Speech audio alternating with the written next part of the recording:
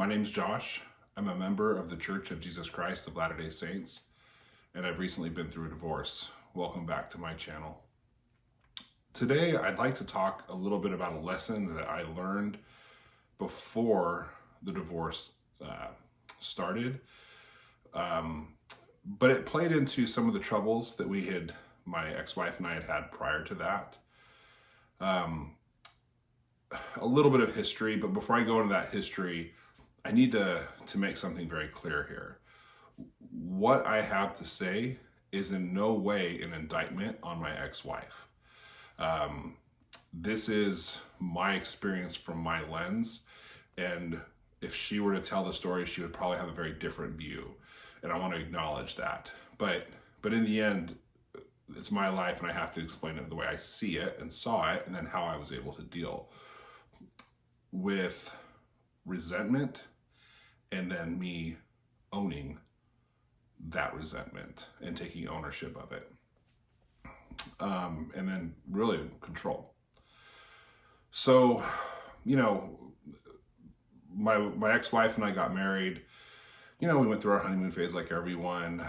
And, not too long into our marriage, probably within the first year or so, I noticed that I started feeling controlled.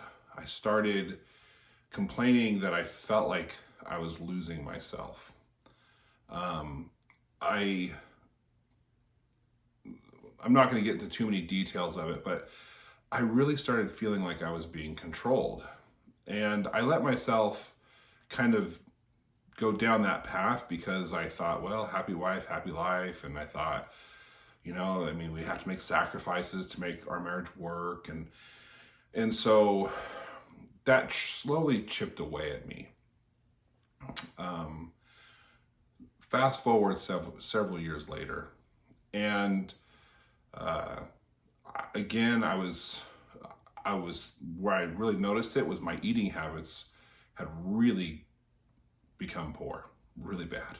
And I didn't have great eating habits to start with, but I noticed that they had gotten really bad. And my ex-wife would talk to me about it and say, Josh, your eating is getting bad, you're putting weight on, and it's not healthy for you.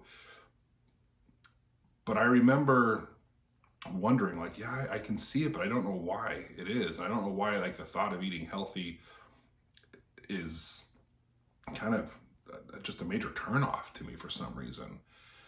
So one day, I went and got some fast food, some good old French fries and a soda. And I was thinking, why am I eating this? and I knew about the conversations my ex-wife and I had recently had where I expressed the desire to eat healthier and to be healthier. But here I was undercutting that. And as I really thought about it, and I thought about it, something came out. And what came out of me was, Josh, it's because you feel controlled, and this is something that no one can control. This is something that your wife can't control, is what the food you put in your mouth.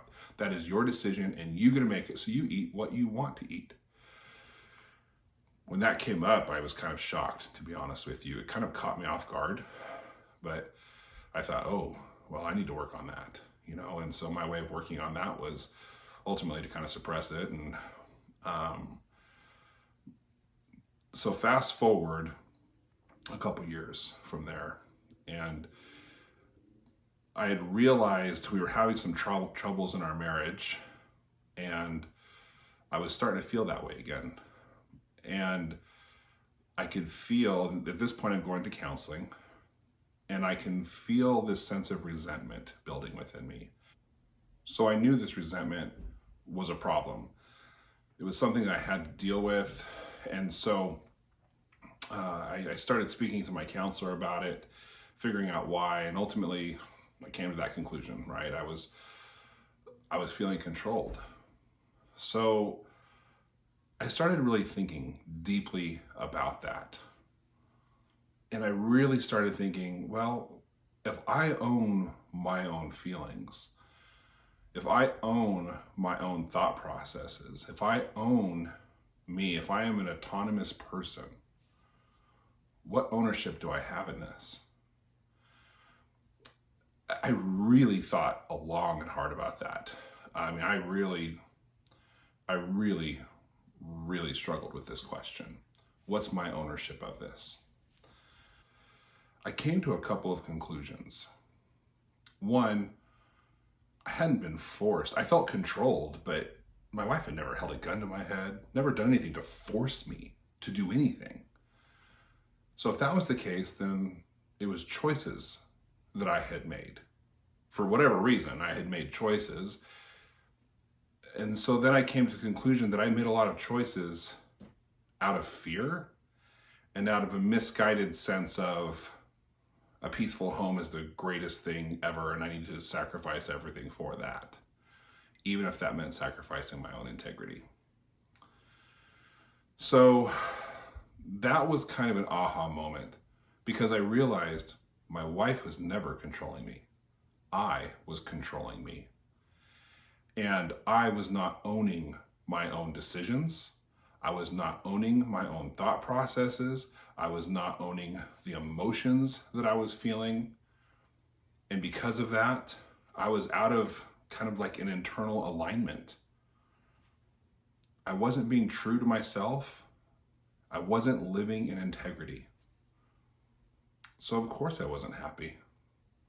I mean, if anything, we're taught within the gospel to live with integrity in our lives, in our thoughts, in our words, and our actions. And here was a way that I wasn't. And because of that, I was living in fear. And it becomes really easy to pass the buck to somebody else. Really easy to pass the buck to somebody else. But that was so empowering, because now I realized that if I didn't want to feel controlled anymore, I had the power to change that. Now, the reason that became such a valuable lesson was because then once my wife eventually did ask for the divorce, I was able to truly own my feelings, to own my thought processes. So when I felt pain, when I felt hurt, when I felt that I was in a situation, I always realized I had a choice. And I wasn't being controlled. I had a choice. Now, I may not like the situation I'm in. I may despise the situation I'm in, and the situation may hurt like a son of a gun. But I had a choice. I wasn't being controlled. And allowing myself to say to myself, Josh, you have a choice. The choice you have is to live with integrity, to live with good intention. And sometimes that's hard, because there are accusations that are made in a divorce where your intentions may be questioned. And I was able to really, truly go back into myself, really interrogate myself, and then come out and say, nope, I know this is what I'm doing. I know that I have control of myself, and I know who I am. I was no longer being controlled. And the best part was I could recognize fear within myself. And if I had fear, then I knew I needed to have courage to overcome that. And I want to be clear, living in integrity and starting to speak up for myself, and frankly, to have a backbone for myself, in no way meant that I had to be rude or disrespectful or unkind. It just meant that I had to live with integrity. I had a choice. Now, that doesn't mean you have to also spout out every time you think something, or at least I don't. Sometimes there's wisdom in keeping your mouth shut, or in not letting your intentions be known. Sometimes there's wisdom in that. But again, it was my choice. I was no longer being controlled by myself. I was actually, I should correct that. I was allowing myself to have better control of myself by no longer pushing the buck onto someone else. But the best part of it all was the resentment that I had felt vanished, because I had no one else to be mad at but myself. And I could let that go pretty quickly. Anyways, I hope this helps.